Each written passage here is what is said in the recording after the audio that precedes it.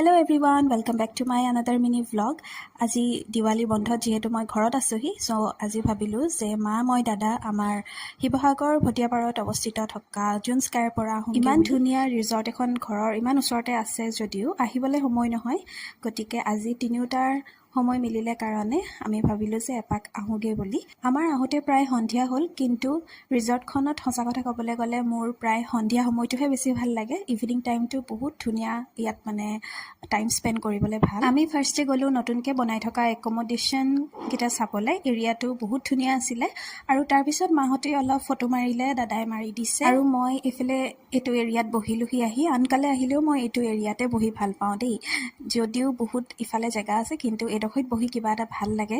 পানীখিনিৰ ওচৰত তাৰ পিছত গ'লো আমি মেইন কামটো কৰিবলৈ মানে খানা খাবলৈ আমি অৰ্ডাৰ কৰিলো স্পেগেটি এলফ্ৰেডো পাস্তা এটা আৰু বাৰবিকিউ চিকেন পিজ্জা এটা দুইটাই খাবলৈ বহুত টেষ্টি আছিল মইতো বিৰাট ভাল পালো আৰু লগতে আছিল coffee so that's all for today thank you for watching